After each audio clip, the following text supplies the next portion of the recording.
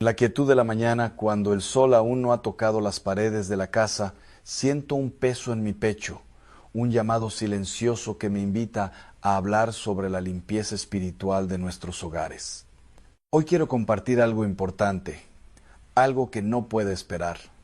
No se trata solo de limpiar el polvo o ordenar la habitación. Se trata de abrir los ojos a la realidad espiritual que nos rodea. He visto casas donde, por desconocimiento o cariño, las personas acumulan objetos que parecen inocentes, pero que en realidad abren puertas a energías que no vienen de Dios.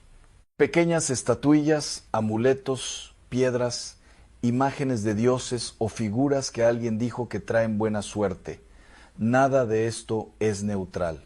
Todo tiene un peso espiritual, aunque no lo veamos con nuestros ojos. Y he aprendido que el enemigo de nuestras almas no viene con fuerza bruta ni con advertencias visibles. Él se disfraza de belleza, de tradición, de regalo bien intencionado y se infiltra en los rincones de nuestras casas. Por eso es vital reconocer lo que nos rodea. Antes del 8 de febrero, debemos revisar cuidadosamente cada objeto, cada imagen, cada detalle de nuestra habitación, preguntándonos, ¿esto me acerca a Dios o me aleja de Él? En esta limpieza no hablamos de superstición, hablamos de coherencia con nuestra fe. Un Buda en la sala puede parecer solo un adorno, pero representa creencias contrarias a la salvación en Cristo.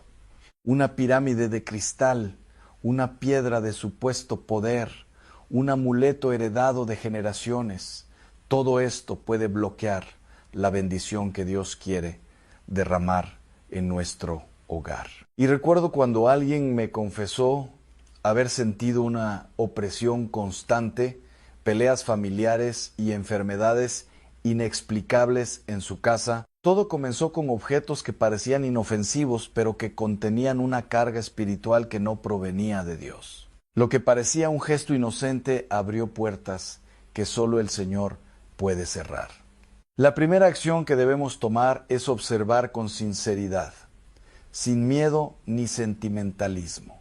Examinar cada objeto y preguntarnos, ¿esto glorifica a Dios? ¿Esto es coherente con mi fe católica? Si hay duda, fuera. No se trata de tirar recuerdos sin sentido, sino de liberar nuestra casa de aquello que interfiere con la paz, con la armonía y con la gracia divina. Y les digo con todo el amor, no esperen hasta que los problemas sean visibles. La bendición de Dios fluye cuando nuestras casas están preparadas para recibirla. Cada objeto removido, cada altar limpio, cada rincón purificado es un espacio abierto a la luz de Cristo y a la protección de María. Recuerden que las imágenes de Jesús, de la Virgen y de los santos bendecidas por la Iglesia no son solo objetos, son faros de fe que nos conectan con Dios.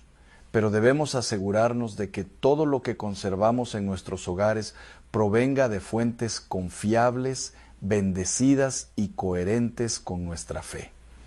La limpieza espiritual es un acto de amor hacia Dios, hacia nuestra familia y hacia nosotros mismos. Preparar nuestra casa antes del 8 de febrero significa preparar nuestro corazón para recibir bendiciones, protección y paz.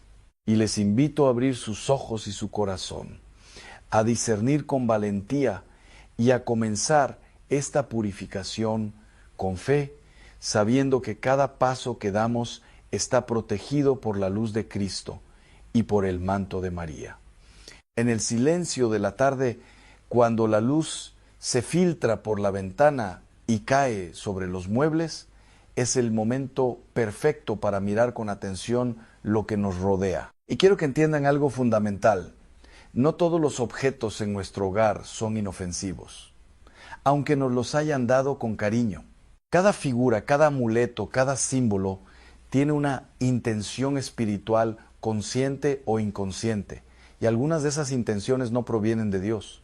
He visto personas que mantienen en su habitación pequeños budas, figuras de elefantes o pirámides de cristal porque alguien les dijo que traen suerte o armonizan las energías. Debemos comprender que la suerte no existe. Lo que existe es la bendición de Dios o la ausencia de ella. Cuando confiamos en objetos para protegernos o darnos prosperidad, estamos desviando nuestra fe de aquel que verdaderamente nos cuida, Jesús. Y he encontrado casas donde libros de astrología, tarot, magia o adivinación están al alcance de todos, incluso de los niños. Estos no son simples textos, son puertas abiertas a influencias que no son del Espíritu Santo. Cuando permitimos que estas energías entren en nuestro hogar, abrimos un camino para conflictos, enfermedades, problemas familiares y disturbios en nuestra paz interior. También existen regalos que parecen inofensivos, un amuleto de santería, un recuerdo comprado en el extranjero, una planta que trae prosperidad. Y les digo con firmeza, cualquier objeto que provenga de prácticas ocultas puede traer cargas espirituales negativas. Incluso si la intención de quien lo regaló fue buena, la energía que lleva consigo puede afectar nuestra vida y nuestra familia. Es importante distinguir entre objetos bendecidos por la Iglesia y objetos con procedencia dudosa. Una imagen de un santo comprada en una tienda católica seria y bendecida por un sacerdote es una ayuda espiritual. Pero una figura adquirida en un mercado esotérico o de dudosa procedencia puede ser un vehículo de energías contrarias a la fe. Y quiero que hagan este ejercicio. Recorran cada habitación, observen cada rincón y pregunten, ¿esto glorifica a Dios? ¿Esto me acerca a Jesús o me aleja de Él? Si sienten duda, actúen con decisión. No se trata de actuar por miedo, sino por amor y coherencia con nuestra fe. Remover los objetos equivocados no es castigo, es abrir espacio para la bendición. Es permitir que la luz de Dios entre en cada esquina de nuestro hogar. Recuerden, la limpieza no termina al quitar lo que no sirve. También implica llenar ese vacío con aquello que nos conecta con la gracia. Pueden colocar imágenes sagradas, una Biblia en un lugar visible, agua bendita en la entrada, o pequeños altares que recuerden la presencia de Dios en su hogar. Cada gesto sencillo abre puertas a la protección y al bienestar espiritual de quienes habitan la casa. Y he visto que muchas personas sienten temor al desechar objetos antiguos o regalos preciados. Pero les aseguro que Dios protege a quienes actúan por obediencia y amor. Ninguna fuerza oscura puede prevalecer cuando nuestro hogar está consagrado al Señor y a María. Al remover lo que no glorifica a Dios, también estamos fortaleciendo nuestra fe, nuestra familia y nuestro corazón. Es vital que comprendan la urgencia. El 8 de febrero se acerca. Este no es un día más en el calendario. Es un momento de gracia especial, un tiempo para preparar nuestros hogares y nuestros corazones para la bendición de Dios. Y los invito a no dejarlo para mañana, a no postergar la purificación que puede transformar la atmósfera de su hogar y la vida de quienes viven en él. Cada objeto que retiren, cada espacio que purifiquen, cada oración que recen durante este proceso es un acto de amor y de obediencia. Es la luz de Dios disipando la oscuridad. Es la gracia restaurando lo que ha sido afectado por influencias que no pertenecen al reino de Cristo. Y recuerden, este acto no solo protege su hogar hoy, sino que establece un legado espiritual para las generaciones que vendrán. En la quietud de la mañana, cuando los rayos del sol comienzan a tocar las paredes y cada rincón de la casa se llena de luz, es el momento de mirar con honestidad lo que hemos acumulado. Y quiero que comprendan algo profundo. Cada objeto que entra en nuestro hogar tiene un significado, una intención, una energía. Algunos son bendiciones, otros no. Y los que no lo son, aunque parezcan inofensivos o bonitos, pueden bloquear la gracia de Dios. Es momento de actuar con decisión. Y les invito a recorrer su casa, cuarto por cuarto, observando cada figura, cada amuleto, cada imagen que poseen. Pregúntense con sinceridad, ¿esto me acerca a Dios o me aleja de Él? ¿Esto glorifica a Cristo o abre puertas al enemigo? Si la respuesta es duda o negativa, no esperen. Retiren esos objetos con respeto, pero con firmeza. Y les enseño cómo hacerlo de manera segura. Si es de madera, papel o tela, pueden quemarlo mientras rezan, invocando el nombre de Jesús y rompiendo todo pacto, toda maldición y toda influencia negativa que el objeto pudiera contener. Si es de metal o piedra, rómpanlo hasta que quede irreconocible. En cada acción, acompañen con oración. En el nombre de Jesús, renuncio a todo lo que este objeto representa y declaro que solo Cristo reina en mi hogar. No se trata de superstición ni de miedo. Se trata de obedecer a Dios y proteger nuestro hogar, nuestra familia y nuestro corazón.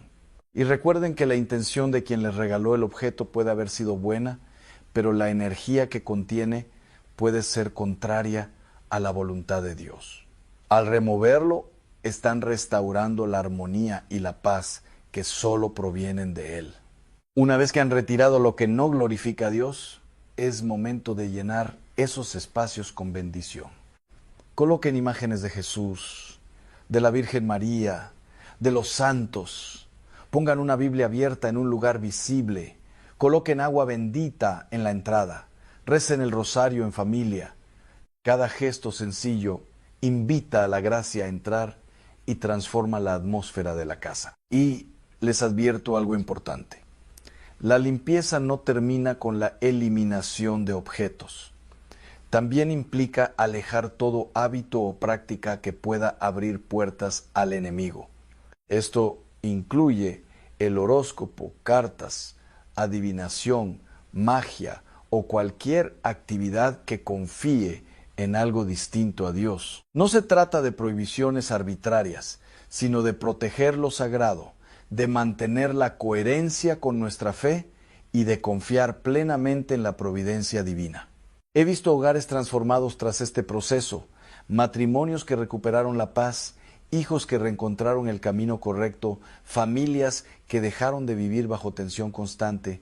Y esto no es magia, es la bendición de Dios fluyendo libremente cuando se elimina lo que bloquea su acción y se abre la puerta a la gracia. Y los invito a un paso más.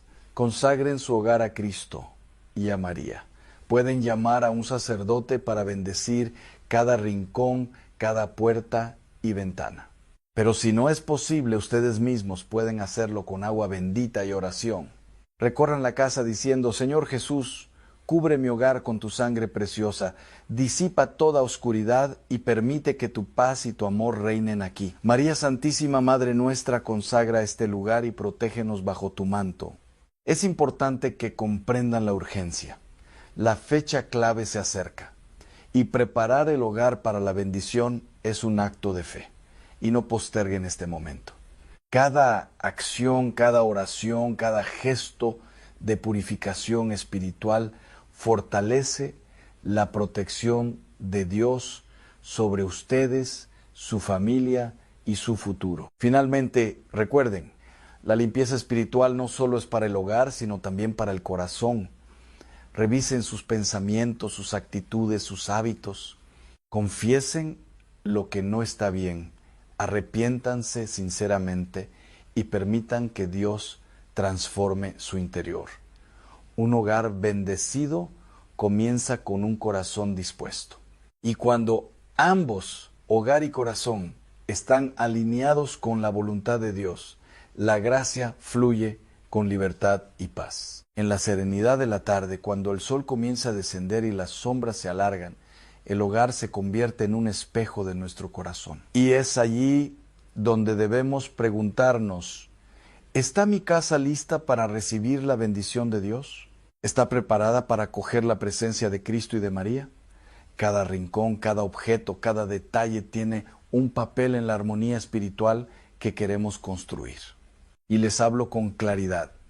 Después de haber removido todo lo que no glorifica a Dios, es momento de llenar el hogar con todo lo que atraiga su gracia. No se trata solo de objetos, sino de hábitos y de una atmósfera de fe. Pongan imágenes bendecidas de Jesús, de la Virgen y de los santos en lugares visibles.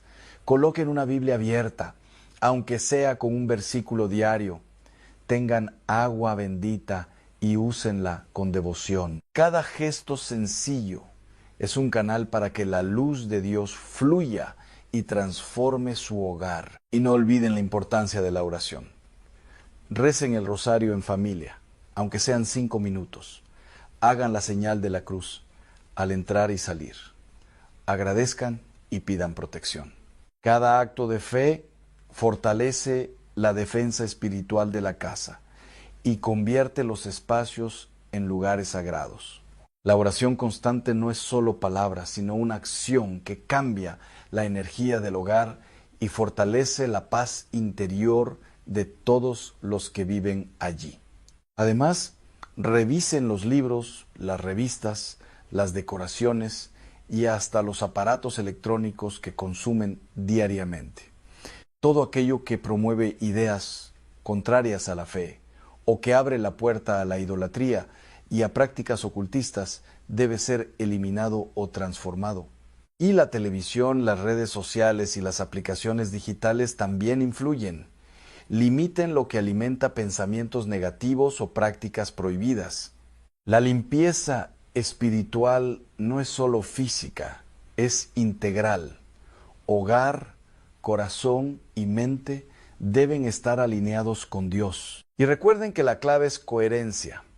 No basta con tener una imagen de Jesús y un amuleto dudoso en la misma habitación. No basta con rezar 5 minutos y seguir confiando en horóscopos o rituales de buena suerte. Dios nos llama a confiar solo en Él, a abrir nuestra vida a su protección completa. La coherencia entre fe y acción abre puertas a la bendición y cierra las que traen problemas. Y les propongo un ejercicio. Recorran cada habitación. Respiren profundamente. Observen y reflexionen. Pregúntense, ¿este espacio honra a Dios? ¿Cada objeto y cada hábito aquí me acercan a Cristo o me alejan de Él? Si hay dudas, actúen, no posterguen. Cada día de retraso es una oportunidad que se pierde para permitir que la gracia fluya plenamente. Ahora, imaginen su hogar después de esta transformación y sientan la diferencia. Paz que reemplaza la tensión, armonía que sustituye los conflictos, alegría que desplaza la opresión. Cuando el hogar está consagrado, incluso los problemas permanecen, pero se enfrentan con fe y serenidad, porque la presencia de Dios lo llena todo. La bendición no elimina la vida caída del mundo, pero da fuerza para caminar con esperanza. Y no olviden la preparación del corazón. La limpieza externa será inútil si no acompaña una purificación interior. Vayan a confesarse, arrepiéntanse de todo lo que los haya alejado de Dios, de cualquier práctica o hábito equivocado. El sacramento de la confesión abre la puerta para recibir la gracia que transforma hogares y corazones. Cada acto de arrepentimiento sincero es una semilla de bendición que germina en paz, protección y amor. Finalmente, acérquense al 8 de febrero con la certeza de que su esfuerzo será recompensado. Y cuando ese día llegue, su hogar estará listo para recibir la bendición completa. La Virgen, nuestra Madre, entrará con su manto, cubriendo cada rincón, y la presencia de Dios llenará los espacios antes bloqueados. Sentirán su protección, su amor, su guía, y los problemas, aunque presentes, ya no tendrán el poder de oprimir ni de dividir. Y este proceso no es solo para ustedes, es un legado. Al limpiar y consagrar su hogar, están protegiendo a sus hijos, a sus nietos y a las generaciones futuras. Están creando un espacio donde la fe se respira, donde la oración es natural y donde el amor de Dios es el fundamento. Cada acción de fe es una inversión espiritual que durará toda la vida y más allá. En la quietud del amanecer, cuando el mundo aún duerme y la luz empieza a tocar los techos y las ventanas, es el momento de contemplar el hogar como un templo vivo. Y cada habitación, cada objeto y cada gesto deben reflejar la santidad que buscamos.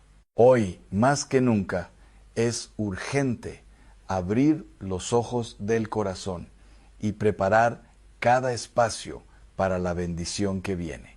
Y al acercarse el 8 de febrero, imaginen la llegada de María Inmaculada, la Madre que nunca conoció pecado, que trae consigo la paz de Dios y la protección de su Hijo Jesús. Ella no puede reinar en un hogar que aún mantiene objetos que contradicen la fe o hábitos que desvían la mirada de Dios. Por eso, cada sacrificio, cada acto de purificación es necesario.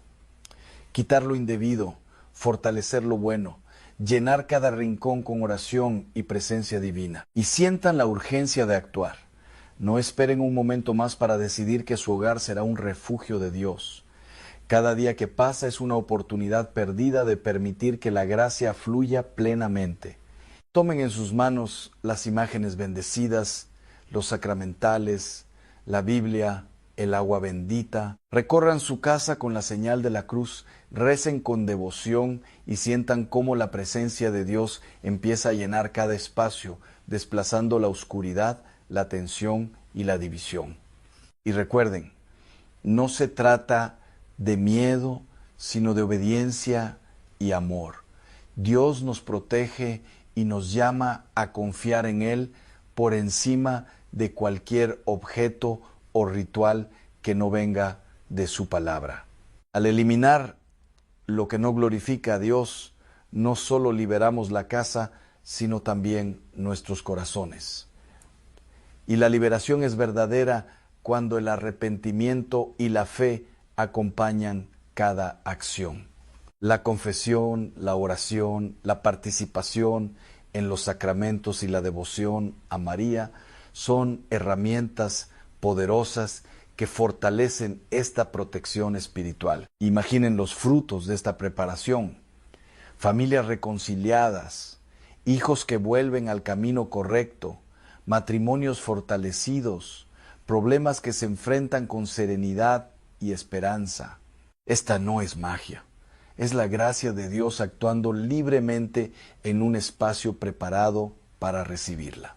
La bendición no elimina la realidad caída, pero la transforma desde adentro, convirtiendo el hogar en un refugio de paz y un testimonio vivo de fe. Y además, no olviden el ejemplo que dejan a quienes vienen después. Al consagrar su hogar, están creando un legado de santidad y protección para las futuras generaciones. Cada acción, cada oración y cada gesto de fe se convierte en un patrimonio espiritual invaluable. La casa no solo es un espacio físico, es un espacio donde el amor de Dios se respira, donde la oración fluye y donde la fe se vive con intensidad.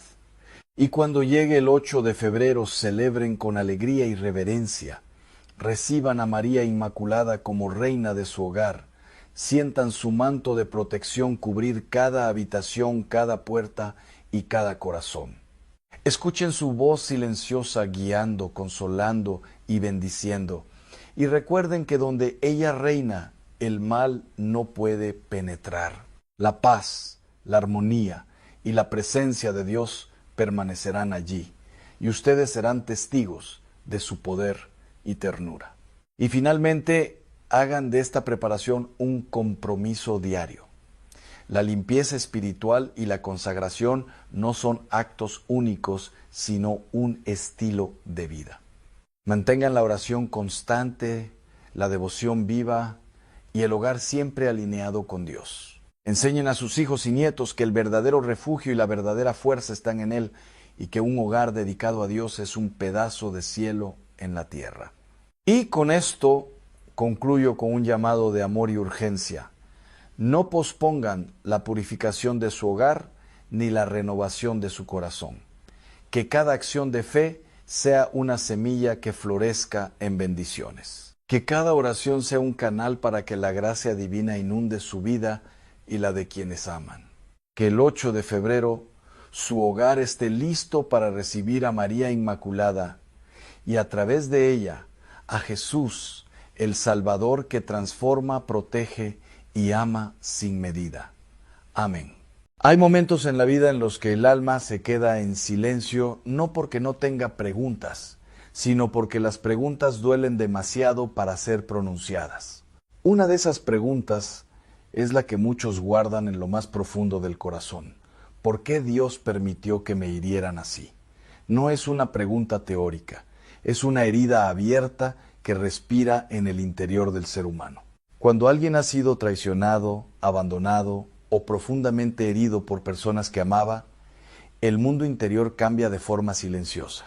Lo que antes era confianza se convierte en cautela y lo que antes era entrega se transforma en miedo.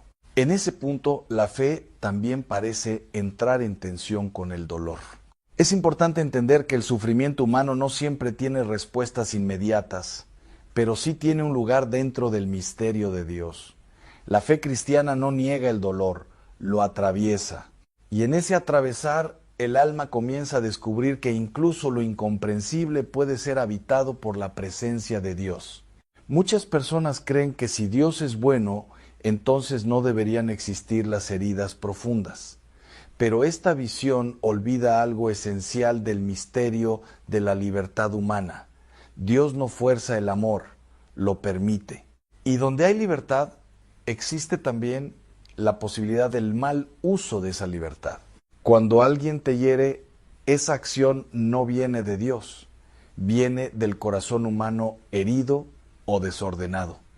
Sin embargo, Dios no se limita a observar el dolor desde lejos. Él entra en la historia del dolor para transformarlo desde dentro, aunque en el momento no siempre podamos comprenderlo.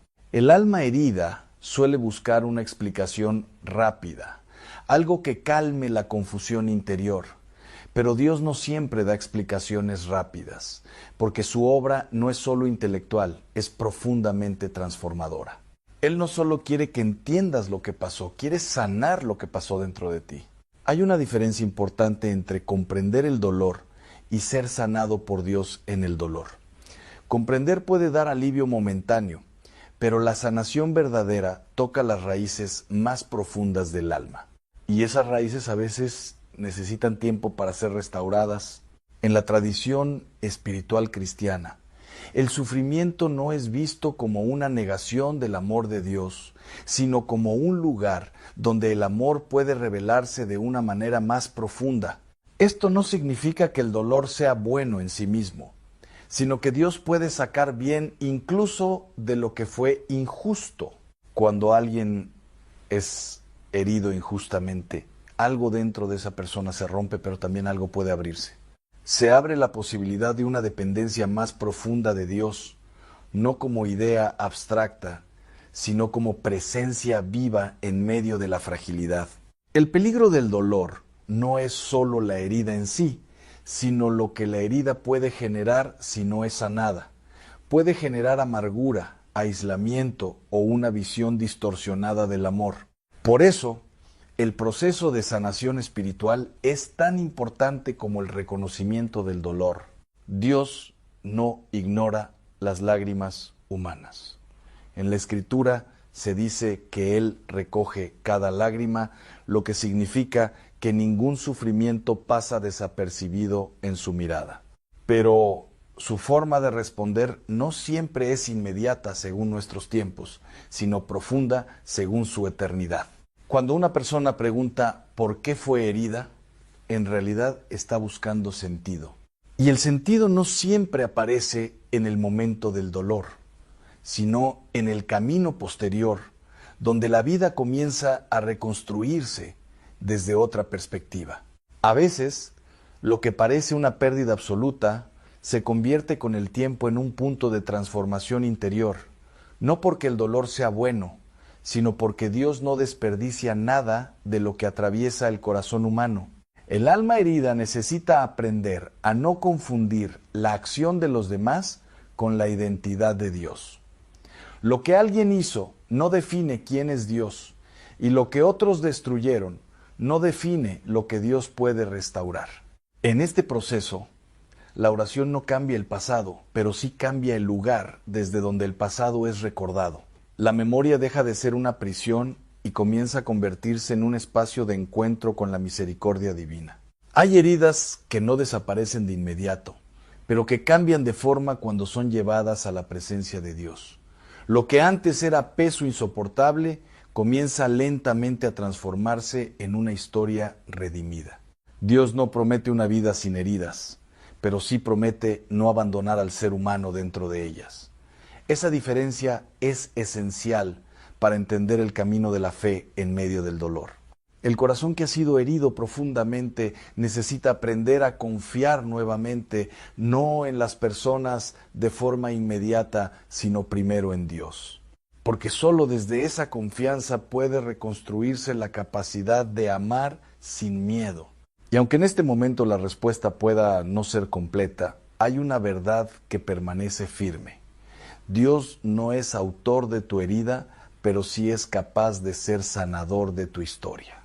En la siguiente parte, comenzaremos a descubrir cómo el dolor que no fue entendido puede convertirse en un camino de transformación interior cuando es sostenido por la gracia de Dios, y cómo incluso lo que parecía destrucción puede empezar a revelar un propósito más profundo.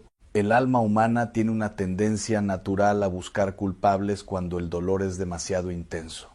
Y muchas veces, en ese proceso, la primera pregunta se dirige hacia Dios. No porque el corazón quiera acusarlo realmente, sino porque necesita una explicación para poder seguir adelante. Sin embargo, el misterio de la fe no siempre comienza con respuestas, sino con una invitación a confiar incluso cuando no hay claridad.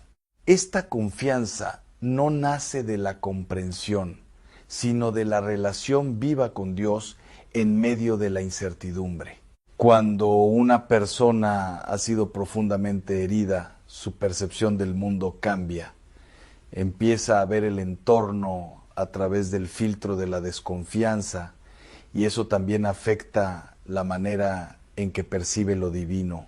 Es en ese punto donde el silencio de Dios puede parecer ausencia, cuando en realidad puede ser una forma más profunda de presencia. No una presencia que explica todo de inmediato, sino una que sostiene el alma mientras todo se reconstruye.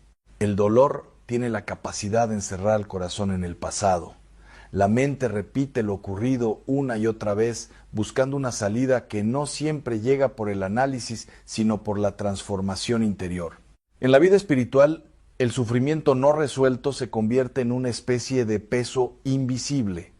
No siempre se ve desde fuera, pero se siente en la manera en que la persona ama, confía y decide. Dios no ignora ese peso, pero tampoco lo elimina siempre de forma instantánea. Su acción suele ser más parecida a un proceso de sanación que a un acto inmediato de eliminación. La sanación interior requiere tiempo, porque no solo toca los recuerdos, sino también las emociones que quedaron atrapadas en esos recuerdos.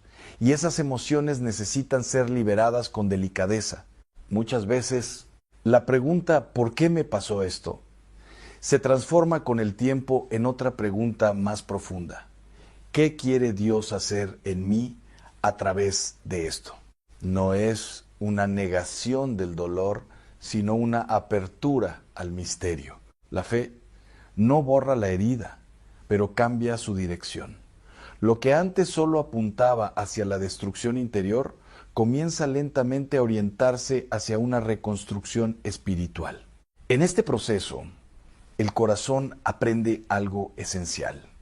No todo lo que duele es ausencia de Dios, y no todo lo que parece abandono es realmente abandono.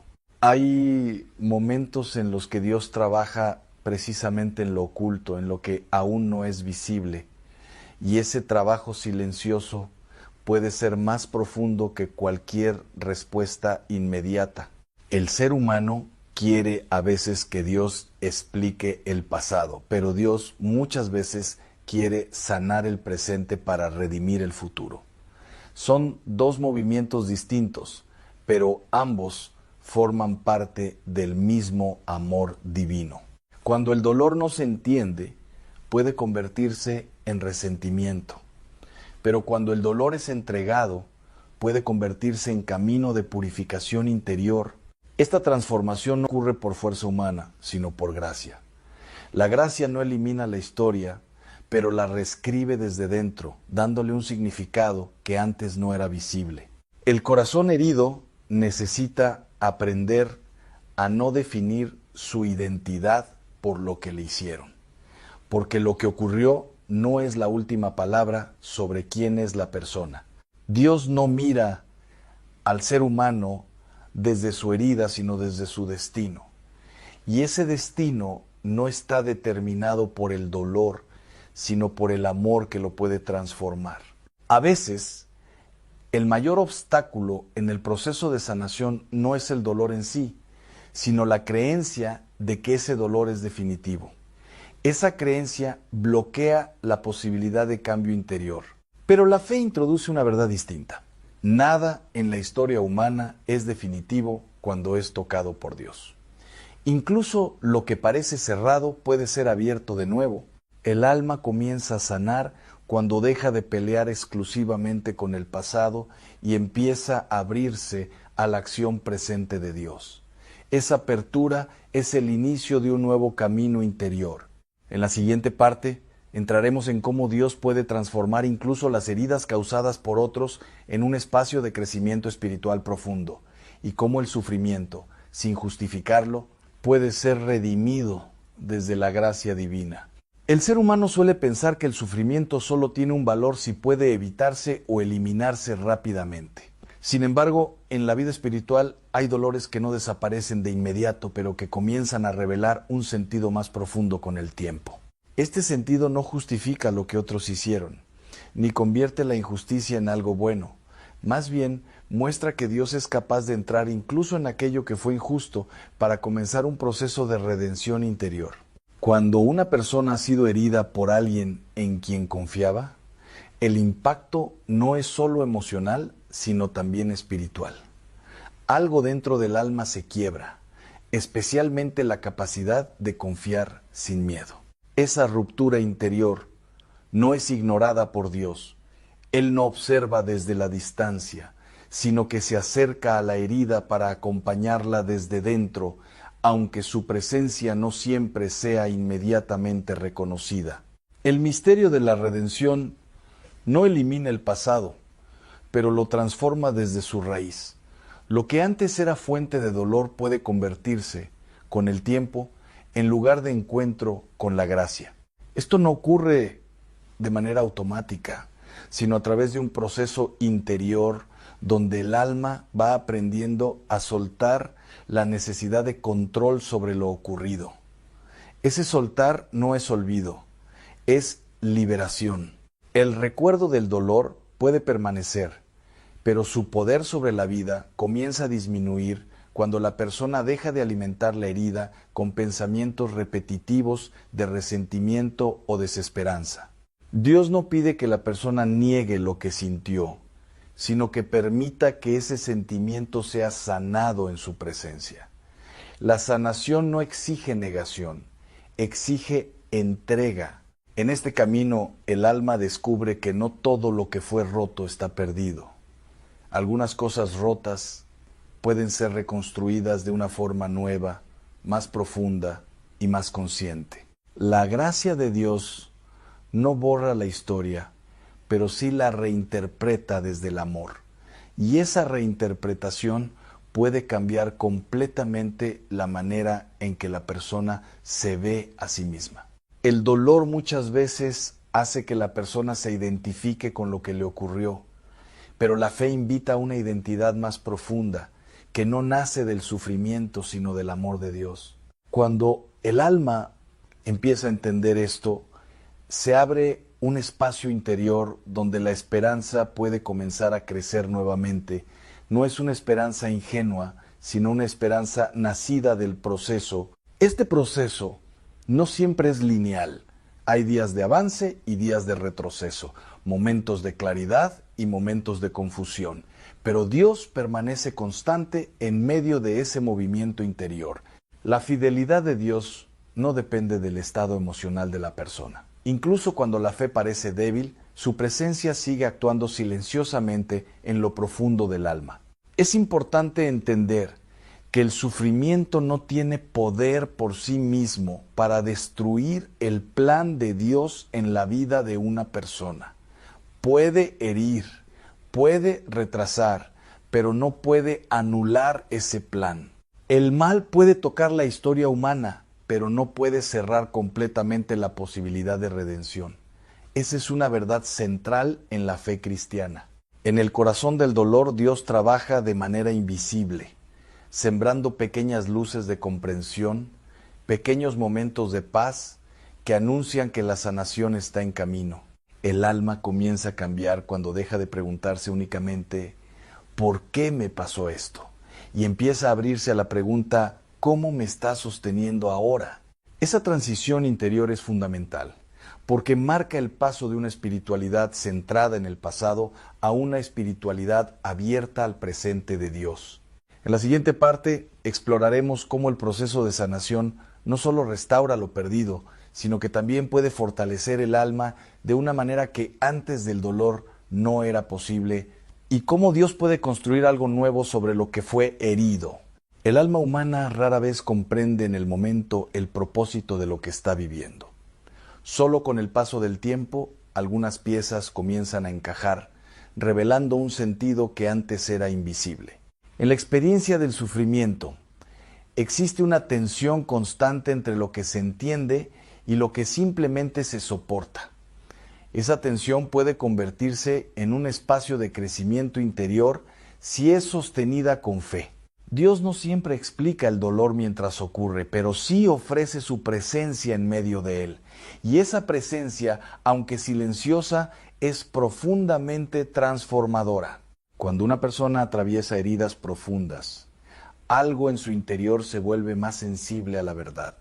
Se desarrolla una capacidad distinta de ver la vida, más consciente y más humilde. Esa sensibilidad no nace del conocimiento intelectual, sino de la experiencia vivida. El dolor, sin ser deseado, puede abrir una profundidad espiritual que antes no existía. En este proceso, el alma comienza a distinguir entre lo superficial y lo esencial. Muchas cosas que antes parecían indispensables pierden importancia, y otras que fueron ignoradas se vuelven fundamentales.